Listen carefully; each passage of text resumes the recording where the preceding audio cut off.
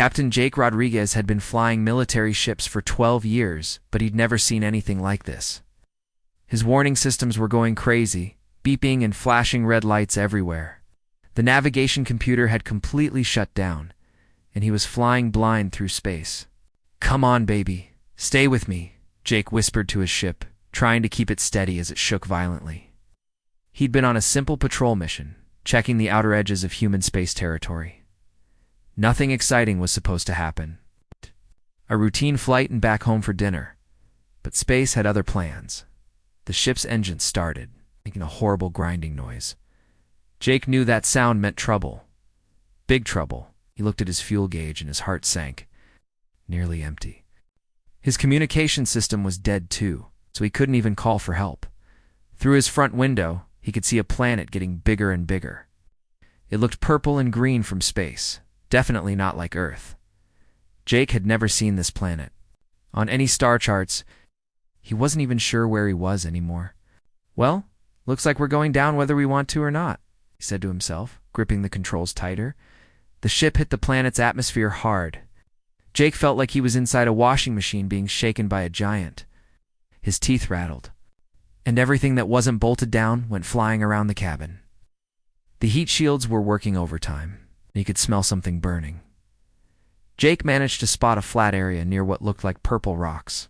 He aimed for it, hoping for the best. The ship bounced twice, skidded across the ground, and finally came to a stop with a loud crash.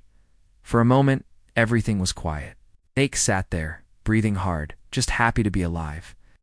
Then he started, checking himself for injuries, a few cuts and bruises, but nothing broken. Lucky he looked around his ship. It was a mess. Wires were hanging everywhere, sparks were flying from the control panel, and he could hear air hissing out somewhere. The good news was that his emergency life support was still working. The bad news was that it would only last about a week. Jake put on his spacesuit and stepped outside. The air was thin but breathable, according to his suit's sensors. Gravity felt a little lighter than Earth's, which was nice. But the landscape was unlike anything he'd ever seen. Everything was purple. The rocks, the strange plants, even the dirt had a purple tint to it. In the distance, he could see what looked like buildings, but they were shaped like giant mushrooms. The sky was a weird orange color, and there were two suns shining down on him. "Definitely not Kansas," Jake muttered, looking around at the alien world. He spent the rest of the day setting up a small shelter using parts from his ship. The emergency kit had a tent, some food bars, and water purification tablets, enough to keep him alive for a few days while he figured out how to fix his ship. That night, Jake couldn't sleep. Every sound made him jump. He'd never been alone on an alien planet before. Who knew what kind of creatures lived here? He kept his laser pistol close just in case. The next morning, Jake started examining his ship's damage. It was worse than he'd thought. The main engine was completely fried, and the navigation computer was a pile of melted metal. But the biggest problem was the quantum drive. It was the heart of the ship, what let it travel faster than light. He'd never get home. The quantum drive needed special crystals to work, rare ones that were only found on a few planets. Jake had never seen these particular crystals before, but he knew what they looked like from his training. They were supposed to be bright blue and shaped like diamonds. As he was digging through the wreckage, looking for salvageable parts, Jake heard a strange noise. It sounded like clicking, but rhythmic, almost like music. He grabbed his pistol and slowly looked around. That's when he saw her. The creature standing about 50 feet away was definitely intelligent. She was walking on two legs and wearing what looked like clothes made from shiny material. But she was unlike anything Jake had ever imagined. She was tall, maybe 7 feet, with purple skin that had patterns like a lizard's scales. Her head was larger than a human's, with 4 eyes arranged in a diamond pattern. Instead of hair, she had thin tentacles that moved gently in the breeze. Her arms were longer than human arms, and her fingers ended in small claws. Jake's first thought was that she was ugly by human standards. But as he watched her, he noticed something else. She moved gracefully, almost like she was dancing. Her 4 eyes seemed curious, not threatening. The creature made more clicking sounds, but softer this time. She slowly reached into a pouch on her belt and pulled out something shiny. She held it up so Jake could see it, then gently placed it. On the ground about halfway between them, Jake squinted at the object. His heart skipped a beat. It was a crystal. A bright blue crystal shaped exactly like a diamond, exactly what he needed for his quantum drive. The creature took a few steps back and made more clicking sounds. She seemed to be trying to communicate something, but Jake couldn't understand what. "Thank you," Jake said loudly, pointing at the crystal and then at himself. "I need this." The creature tilted her head, clearly not understanding his words. But she seemed to understand his tone. She made what might have been a happy clicking sound and pointed at his ship. Jake carefully walked over and picked up the crystal. It was perfect. It's better than perfect, actually. It was bigger and brighter than any quantum crystal he'd ever seen. This one crystal might be enough to get his ship running again. The creature watched him examine the crystal, and Jake could swear she looked pleased. When he looked back at her, she made more clicking sounds and pointed at his ship again. Then, she pointed at herself and made a gesture that Jake interpreted as, "I can help." For the first time since the crash, Jake felt a spark of hope. Maybe, just maybe, this strange alien creature could help him get home. But first, he needed to figure out how to communicate with her. The creature seemed to understand his confusion. She walked closer, moving slowly so as not to scare him. When she was about 10 feet away, she sat down on the purple ground and began drawing in the dirt with one of her claws. She drew a simple picture of Jake's ship, then drew herself next to it. Then she drew more crystals and pointed at her pouch. Jake realized she was trying to tell him that she had more crystals and wanted to help fix his ship. "You want to help me?" Jake asked, pointing at her and then at his ship. The creature nodded, just like a human would. That surprised Jake. How could an alien creature understand such a human gesture? She stood up and walked back to where she'd been standing before. Then, she made a series of clicking sounds and pointed at the orange sky.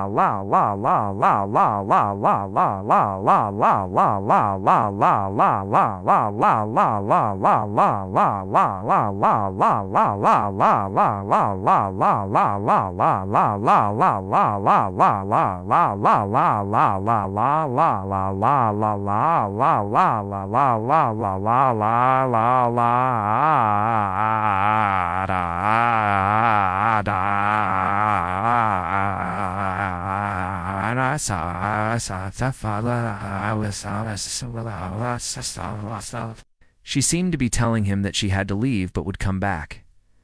Before Jake could respond, the creature turned and walked away, disappearing behind some purple rocks. Jake stood there for a long time, holding the crystal and wondering what had just happened. That night, as Jake worked on his ship by the light of his emergency lantern, he couldn't stop thinking about the strange creature. She could have attacked him or ignored him completely. Instead, she'd given him exactly what he needed and offered to help. Maybe being stranded on this alien world wouldn't be so bad after all. Maybe, just maybe, he'd found a friend in the most unlikely place. Jake woke up the next morning to the sound of clicking, grabbed his pistol, and peeked out of his shelter. The alien creature was back, sitting in the same spot as yesterday. But this time, she wasn't alone. She had brought a small floating device that looked like a metallic box with lights on it. Next to her was a pile of strange tools that Jake had never seen before. They looked advanced, definitely more sophisticated than anything humans had made. "Good morning," Jake called out, stepping out of his shelter slowly. He kept his hands. Visible to show he wasn't threatening, the creature made a happy clicking sound and stood up. She pointed at the floating device, then at Jake, then at herself. She seemed excited about something. Jake walked closer, curious about what she wanted to show him. The device was about the size of a shoebox and hummed softly. Strange symbols were glowing on its surface, changing colors from blue to green, too. Purple? The creature touched one of the symbols, and suddenly Jake heard a voice in his head. It wasn't his own thoughts, and it wasn't exactly words. It was more like feelings and images flowing into his mind. "Don't be scared," the voice said, but it felt gentle and warm. "This is how we learn to talk." Jake stumbled backward, his heart racing. What the heck was that? The creature held up her hands in what looked like a calming gesture. She touched the device again, and Jake felt the same sensation. "Language teacher," the voice explained. "It helps different species talk to each other. I learned some of your words from the signals your ship sent out." Jake stared at the device in amazement. "You can actually understand me?" "A little," came the response. "Your language is very different from mine. But this machine helps us share thoughts and feelings." Over the next few hours, Jake learned that the creature's name was something that sounded like wind chimes mixed with clicking sounds. He couldn't pronounce it, so she told him to call her Luna, which was close enough to a word in her language that meant star seeker. Luna explained that she was a princess of her people, but not a very popular one. In her culture, beauty was measured by the brightness of one's skin and the symmetry of facial features. Luna's skin was darker purple than most of her people, and her 4 eyes weren't perfectly aligned like they were supposed to be. "I spend most of my time alone," Luna shared through the device, "studying, learning, building things. My people think I'm strange." Jake felt a pang of sympathy. He'd been the weird kid in school too, always taking apart electronics and putting them back together. "I know what that feels like. I was always the nerdy kid who preferred machines to people." Luna's tentacles moved in what Jake was starting to recognize as excitement. "You like machines too? Show me your ship." For the rest of the day, Jake and Luna worked together on his damaged ship. Luna had brought tools that seemed to work like magic. She had a device that could weld metal without heat, and another that could grow new circuits like plants. But what amazed Jake most was Luna's understanding of technology. She looked at his ship's engine for just a few minutes and immediately understood how it worked. She even suggested improvements that Jake had never thought of. "Your people build things very differently from us," Luna explained as she carefully repaired a damaged circuit board. "But the basic principles are the same. Energy flows from here to here, creating movement." "How do you know so much about human technology?" Jake asked, genuinely curious. Luna's skin changed color slightly, becoming a deeper purple. Jake was learning that this meant she was embarrassed or shy. "I've been listening to your radio signals for years," she admitted. "Your planet sends out so many signals into space. Music, television shows, educational programs. I learned your language by listening to these signals." Jake couldn't believe it. "You learned English from TV and music," Luna added. "Your music is very beautiful. So many emotions in the sounds." As they worked, Jake found himself teaching Luna about human culture. He explained how humans lived, what they ate, how they built their cities. Luna was fascinated by everything, asking questions about the smallest details. "Humans only have 2 eyes?" she asked, sounding amazed. "Yep, just 2. They're both the same size. How do you see behind you?" "We can't. You have to turn our heads." Luna made a sound that Jake was learning was laughter. "That seems very inconvenient." In return, Luna told Jake about her world. Her people lived in cities that hung from the sky, connected by bridges of light. They had learned to control gravity and could make objects float just by thinking about it. Their technology was based on crystals that could store and channel energy. "That's why I had the crystal you needed," Luna explained. "We grow them in special gardens, different crystals for different purposes. You grow crystals like we grow vegetables?" "Something like that. It takes many years, but yes." As the day went on, Jake realized that Luna was incredibly lonely. She had vast knowledge and amazing abilities, but no one to share them with. Her own people ignored her because she didn't fit their standards of beauty. "Don't you have any friends?" Jake asked as they took a break from working. Luna's tentacles drooped, and her skin turned a sad shade of gray. "Not really. Other princesses think I'm ugly. Scientists think I'm too royal to be a real researcher. I don't fit anywhere," Jake felt.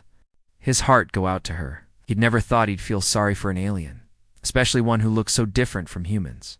But Luna wasn't really that different. She was smart, curious, and kind. She was just lonely. "Well, you've got a friend now," Jake said, surprising himself with how much he meant it. Luna's skin brightened to a happy golden color. "Really?" Yeah. "Even though I look strange to you?" Jake looked at her carefully. She was strange looking by human standards, but her 4 eyes were intelligent and kind. Her movements were graceful and purposeful, and she had the most generous spirit he'd ever encountered. "You know what, Luna? I think you're beautiful in your own way. You're definitely the smartest person I've ever met." Luna's tentacles danced with joy, and she made musical clicking, sounds that Jake realized was her way of singing. For the first time since he'd crashed on this planet, Jake felt truly happy. As the 2 suns began to set, Luna packed up her tools. "I'll come back tomorrow with more crystals. And maybe I can show you some of our music." "I'd like that," Jake said, and he really meant it. As he watched Luna walk away, Jake realized something had changed. He wasn't just trying to escape this planet anymore. He was genuinely excited to see what tomorrow would bring. Jake was working on the final repairs to his ship when Luna arrived that morning, but something was different about her. She moved more slowly than usual, and her skin kept changing colors from purple to gray to gold and back again. "Luna, you okay?" Jake asked, looking up from the engine he was fixing. Luna sat down heavily on a nearby rock. Her tentacles were moving nervously, and she wouldn't look directly at him with any of her 4 eyes. "Jake, I need to tell you something important," she said through the translation device. Her voice sounded worried and excited at the same time. "Sure, what's up?" Jake put down his tools and gave her his full attention. Luna took a deep breath. "Your ship will be ready to fly tomorrow." Jake felt a mix of emotions. Happy that he could finally go home, but also sad that he'd have to leave Luna behind. "That's great news. You've been amazing, Luna. I never could have fixed it without you." "That's the problem," Luna said quietly. "According to our laws, can't let you leave." Jake felt his blood run cold. "What do you mean?" Luna's skin turned a deep purple. The color Jake had learned meant she was embarrassed or nervous. "Our ancient laws say that if a royal person saves someone's life, that person becomes connected to the royal family. Since I saved your life by giving you the crystals and helping fix your ship, you belong to me now. I belong to you," Jake repeated, not sure he understood correctly. "Not like property," Luna said quickly. "More like ... family. The law says you have to become my companion, my life partner." Jake stared at her, his mouth hanging open. "You mean ... married? Something like that?" "In our culture, when 2 people become life partners, they share their minds and hearts. It's a very deep connection. It's much deeper than what humans call marriage." Jake's head was spinning. "Luna, I don't know what to say. This is all so sudden." Luna's tentacles drooped with sadness. "I know it's not what you wanted. You probably think I'm disgusting. No one from my own species wants to be with me because I'm ugly. Why would a human want to?" "Hey, that's not true," Jake said, sitting down next to her. "I don't think you're disgusting at all. You're one of the kindest, smartest people I've ever met. But this is just... it's a lot to process." Luna looked at him with hope in her 4 eyes. "Really? You don't think I'm horrible looking?" Jake studied her face. Over the past few days, he'd gotten used to her appearance. Her 4 eyes seemed normal now, and her tentacles were actually quite graceful. Her purple skin had beautiful patterns that caught the light in interesting ways. "You're not horrible at all, Luna. You're unique, and in your own way, you're beautiful." Luna's skin brightened to a happy golden color. "But you still don't want to be my life partner." Jake sighed. "Not that simple. I have a life back on Earth. A job, friends, family. I can't just disappear. I don't really understand what being life partners means in your culture." "I can show you," Luna said eagerly. She pulled out a small crystal from her pouch. "This is a bonding crystal. If we both touch it at the same time, we can experience what the connection would feel like. Just for a few minutes." Jake looked at the crystal nervously. "Is it safe? Completely safe?" It's just a temporary connection. It's like holding hands, but with our minds. Jake hesitated. He was curious about Luna's culture, but he was also scared. What if the connection changed him somehow? What if he couldn't go back to being human? Okay, he said finally. But just for a few minutes, Luna's face lit up with joy. She held out the crystal, and Jake placed his hand on it at the same time. As her, the world exploded into colors and sensations. Jake could suddenly feel everything Luna was feeling. Her excitement, her nervousness, her deep loneliness, and underneath it all, a growing affection for him that took his breath away. But it wasn't just her emotions he was experiencing. He could see her memories too. He saw her childhood, always. Being told she was ugly and strange. He saw her spending countless hours alone, studying and building things because no one wanted to spend time with her. He saw her watching human TV shows and movies, dreaming of a place where she might fit in. And then he saw her first glimpse of him when he crashed on her planet. In her memory, he didn't look like a strange alien. He looked like hope. The connection lasted only a few minutes, but when it ended, Jake felt like he'd known Luna his entire life. He understood her in a way he'd never understood anyone before. "Wow," he whispered, looking at her with new eyes. "Now you know how I feel," Luna said. Softly. That's what being life partners means. Always understanding each other completely. Jake was quiet for a long time, thinking about what he'd experienced. The connection with Luna had been beautiful, but it had also been overwhelming. He wasn't sure he was ready for that kind of intimacy. "Luna, I need to think about this," he said finally. Before Luna could respond, they heard a loud humming noise from the sky. Jake looked up and saw several large ships descending toward them. The ships were unlike anything he'd ever seen, shaped like giant flowers with petals that glowed with soft light. Luna's skin turned white with fear. "Oh no," she whispered. "It's my father, your father, the Emperor. Someone must have told him about you." The ships landed in a circle around Jake and Luna. Dozens of aliens emerged from the ships, all wearing what looked like armor made of the same glowing material as the ships. They were taller than Luna and had brighter, more symmetrical features. From the largest ship stepped a being that was clearly the Emperor. He was massive, at least 9 feet tall, with brilliant silver skin and 6 eyes arranged in a perfect hexagon. His tentacles were longer than Luna's and moved with authority. The Emperor spoke in the alien language, his voice deep and commanding. Jake's translation device picked up his words. "Daughter, you have violated our laws by associating with this alien creature without permission." Luna stood up straighter, showing more courage than Jake had ever seen from her. "Father, I was helping someone in need. Our laws say that is always the right thing to do." "Our laws also say that aliens cannot be trusted," the Emperor replied. "This creature could be a spy or a threat to our people." "No." Jake stepped forward, his heart pounding. Sir, I'm not a spy. I'm just a lost traveler who crashed on your planet. Your daughter saved my life." The Emperor's 6 eyes focused on Jake, and Jake felt like he was being examined under a microscope. "You speak our language?" Luna taught me, with her translation. "Device."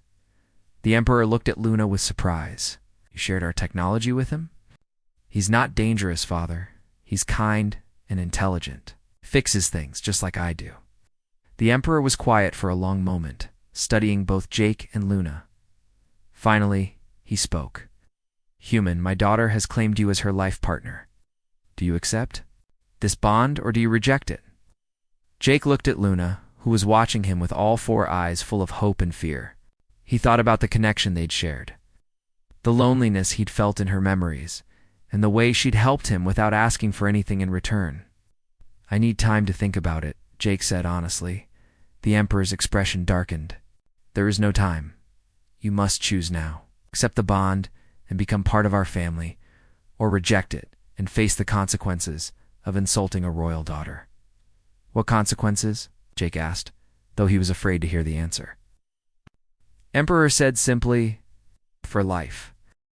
Jake stood there surrounded by alien soldiers, feeling like his world was spinning out of control. Prison for life, or marry an alien princess he'd only known for a few days. Neither option sounded great. Can I at least have a moment to think? Jake asked, trying to keep his voice steady. The Emperor's 6 eyes narrowed. You have 1 minute. Jake looked at Luna, who was standing next to him with her skin flickering between purple and gray. She looked terrified, but also hopeful. Jake realized that this wasn't just about him anymore. Luna's future was at stake too. What happens to Luna if I say no? Shiok asked the Emperor. She will be punished for bringing shame to our family. She will lose her royal title and be sent to work in the crystal mines. Jake felt anger rising in his chest. That's not fair. She was just trying to help me. Fair or not, those are our laws, the Emperor said coldly.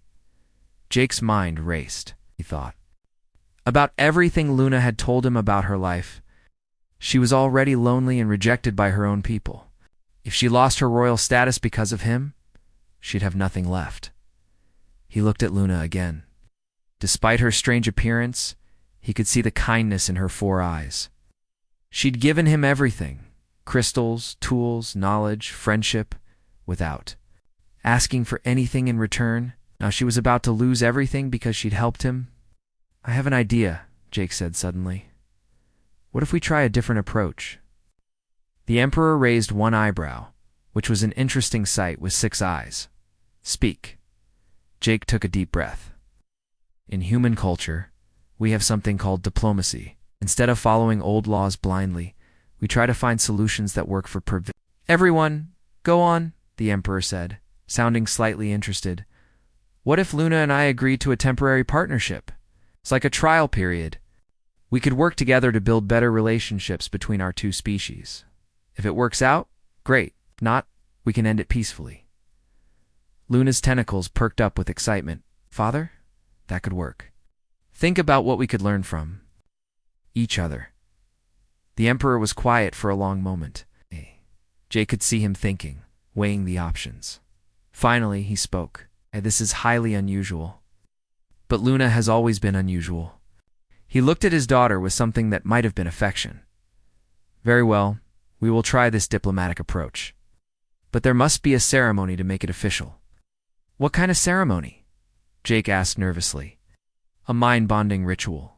Not permanent, but strong enough to create a real connection between you 2. If you can maintain this bond for 1 full cycle of our moons, then we will consider a permanent arrangement. Jake felt his stomach drop. How long is 1 cycle? About 3 of your months, Luna said softly. 3 months, Jake thought about. His life back on Earth, his job, his apartment, his friends. But then he thought about Luna, about her loneliness and her brilliant mind. Maybe 3 months wasn't so bad. Okay, Jake said. Let's do it. The ceremony took place that evening. The Emperor's soldiers had set up a circle of glowing crystals around a flat area near Jake's ship. Luna explained that the crystals would help focus their mental energy during the bonding process. Are you scared? Luna asked as they prepared. For the ritual, Jake nodded honestly, terrified, but also excited. This is definitely not how I expected my life to go. Luna's skin turned a warm golden color. Mine either. But maybe that's not a bad thing. The Emperor stood in the center of the crystal circle, holding a large, multicolored crystal that seemed to contain swirling galaxies. This is the harmony. Stone, he explained.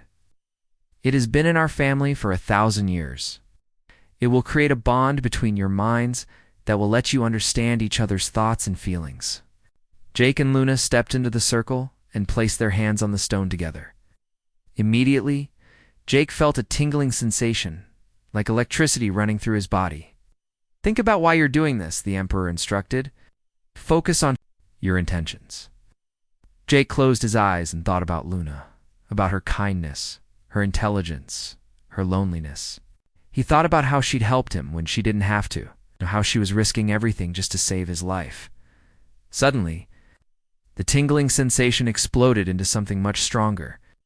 Jake felt his consciousness expanding, reaching out. To connect with Luna's mind was like the experience with the small crystal, but 100 times more intense.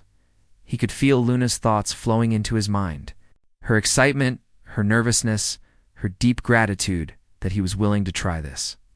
But underneath all of that, he felt something else, something that surprised him. Luna was falling in love with him, not just because he was different or exotic, but because of who he was as a person. She loved his curiosity, his kindness, his willingness to help others. She loved the way he looked at her like she was beautiful, even though her own people thought she was ugly, and Jake realized, with a shock, that he was falling in love with her too. The bonding process lasted about an hour. When it was over, Jake felt like he'd been turned inside out and put back together. Everything looked different. Colors seemed brighter, sounds seemed clearer, and he could feel Luna's presence in his mind, like a warm, comforting light. "How do you feel?" Luna asked, and Jake could hear her voice, both with his ears and in his thoughts. "Different," Jake said honestly. "But good different?" The Emperor nodded approvingly. "The bond is strong. Stronger than I expected. This may actually work." Over the next few days, Jake and Luna learned to live with their new mental connection. It was strange at first, being able to feel each other's emotions all the time. Jake had to learn to control his thoughts, because Luna could sense when he was worried or upset. But it was also wonderful. They could communicate without words, share ideas instantly, and understand each other in ways that would have been impossible before. Jake found himself seeing Luna differently too. The mental bond let him see her the way she saw herself. Not as an ugly outcast, but as a brilliant, creative, loving person who just happened to look different. "I never thought I could be this happy," Luna told him one evening as they watched the two suns set over the purple landscape. "Me either," Jake admitted. "This whole situation is crazy, but I'm glad it happened." Luna's tentacles moved happily. "So you don't regret agreeing to the bond?" Jake thought about it seriously. He missed Earth, missed his old life. But he was also discovering parts of himself he'd never known existed. With Luna, he felt more alive, more complete than he ever had before. "No regrets," he said, and meant it. The Emperor watched them from a distance, and Jake could swear he saw approval in those 6 eyes. Maybe, just maybe, this crazy plan was going to work after all. 3 months passed faster than Jake had ever imagined possible. The mental bond with Luna had grown stronger each day, and Jake found himself changing in ways he'd never expected. He was calmer, more thoughtful, and surprisingly happier than he'd ever been in his life. Luna had changed too. With Jake's support and encouragement, she'd become more confident. Her skin glowed brighter, her tentacles moved with more grace, and she spoke up more often during meetings with her father. "Today's the day," Luna said as they sat together watching the sunrise. The 3-month trial period was officially over. Jake nodded, feeling a mix of nervousness and excitement. "Are you ready?" "I've been ready for weeks," Luna replied, her 4 eyes sparkling with joy. "The question is, are you?" Jake looked at her, this amazing being who had become such an important part of his life. Through their mental bond, he could feel her love, her hopes, and her fears. She was worried that he might still choose to leave, to return to his old life on Earth. "Luna, I need to tell you something," Jake said seriously. Luna's skin immediately shifted to a worried gray color. "What is it?" "I've been thinking about Earth a lot lately. It's about my old life, my job, my friends." Luna's tentacles drooped with sadness. "You want to go back?" "No," Jake said quickly. "That's not what I mean. I've been thinking about all of that, and I realized something. I was never really happy there. I was just ... existing." Luna's skin brightened slightly. "What do you mean?" "Mean that everything I thought I wanted, my career, my apartment, my routine, none of it made me feel the way you do. With you, I feel like I'm actually living for the first time." Luna's skin turned a beautiful golden color, and Jake could feel her joy through their bond. "Really? Really?" "Luna, I don't want this to be temporary anymore. I want to make this permanent. I want to be your life partner for real." Luna made happy clicking sounds and threw her arms around Jake. "I love you too, Jake. More than I ever thought possible." They held each other for a long moment, both feeling the strength of their connection. Through their bond, Jake could sense that Luna had been worried about the same things he had. She'd been afraid that he was only staying because he felt obligated. Not because he truly wanted to, The Emperor arrived later that morning with a small group of advisors. Jake had grown to respect Luna's father over the past 3 months. The Emperor was strict and traditional, but he genuinely cared about his daughter's happiness. So, the Emperor said, settling onto a floating cushion that his attendants had, "Brought. The trial period is complete. What have you decided?" Jake stood up, feeling more confident than he had in months. "Your Majesty, I would like to formally request to become Luna's permanent life partner." The Emperor's 6 eyes studied Jake carefully. "And what makes you think you're worthy of my daughter?" Jake had been expecting this question. "I'm not sure I am worthy, honestly. Luna is the most intelligent, kind, and amazing person I've ever met. But I love her, and I think I make her happy. I hope that's enough." Luna stood up beside Jake, her skin glowing with pride. "Father, Jake makes me feel like I'm not alone anymore. He sees me as beautiful, even though I'm different. He values my mind and my ideas. He's helped me become the person I always wanted to be." The Emperor was quiet for a long moment. Then, surprisingly, he smiled. "I have watched you both over these past months. I have seen how you work together, how you care for each other. Jake, you have given my daughter something I never could: confidence in herself. Does that mean ... Jake started to ask.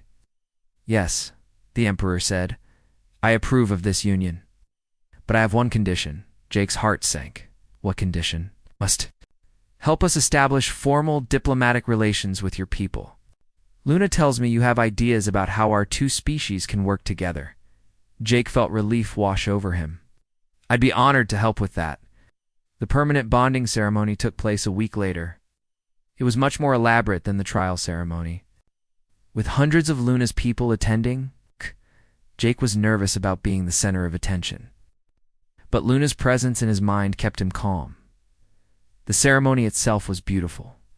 They stood in a circle of the largest crystals Jake had ever seen, each one taller than a person and glowing with different colors. The Emperor used an ancient crystal that had been in their family for thousands of years. When Jake and Luna touched the crystal together, the bonding was immediate and powerful. Jake felt their minds merging in a way that was both overwhelming and wonderful. He could feel Luna's thoughts becoming part of his own, and his becoming part of hers. But unlike the trial bonding, this one came with something extra.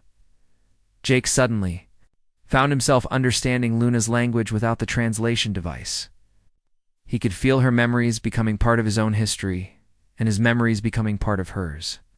"How do you feel?" Luna asked, but this time she spoke in her own language, and Jake understood every word. "Complete," Jake replied in the same language, surprising himself. The crowd of aliens cheered, making musical clicking sounds that Jake now understood were expressions of joy and celebration. After the ceremony, Jake and Luna spent their first night as permanent partners in Luna's home in the Sky City. Her house was built into a floating crystal formation with rooms that glowed softly with natural light. "I can't believe this is real," Jake said as they sat together on Luna's balcony. Looking out at the alien landscape below, "It's real," Luna said, snuggling closer to him. "We're really bonded for life now." Jake felt a moment of panic. For life? That's a long time. Luna's skin shifted to a worried color. "Are you having second thoughts?" Jake looked at her, at this wonderful being who had become his other half. Their bond he could feel. Her love, her intelligence, her quirky sense of humor, and her deep loyalty. He couldn't imagine his life without her anymore. "No second thoughts," he said firmly. "I love you, Luna. All of you. Your purple skin, your 4 eyes, your tentacles, your brilliant mind, everything." Luna's skin turned the brightest golden color Jake had ever seen. "I love you too, Jake. Thank you for seeing me as beautiful when no one else could." Over the following months, Jake and Luna worked together to establish the first diplomatic contact between humans and Luna's people. Jake's ship had been repaired and upgraded with alien technology. Making it capable of faster-than-light travel, they made several trips to Earth where Jake introduced Luna to human culture and technology. Luna was fascinated by everything from pizza to movies to the internet. She particularly loved human music and spent hours learning to play the guitar. The initial meetings between the 2 species were challenging. Many humans were frightened by Luna's appearance and the appearance of other aliens. But Jake and Luna worked tirelessly to build understanding between the two cultures. Luna's scientific knowledge proved invaluable to human researchers. She helped them develop new technologies for space travel, medicine, and energy production. In return, humans shared their knowledge of art, music, and literature. "We make a good team," Jake told Luna one evening as they worked on plans for a joint research. "Station the best team," Luna agreed. "I think we're going to change the galaxy." Jake looked at his alien wife, still amazed by the turn his life had taken. He'd started as a lost soldier, crashed on an alien planet. Now he was part of something much bigger, a bridge between two worlds, a symbol of how different species could work together. "I love you, Luna," he said, meaning it more than he'd ever meant anything in his life. "I love you too, Jake," she replied. "Always and forever."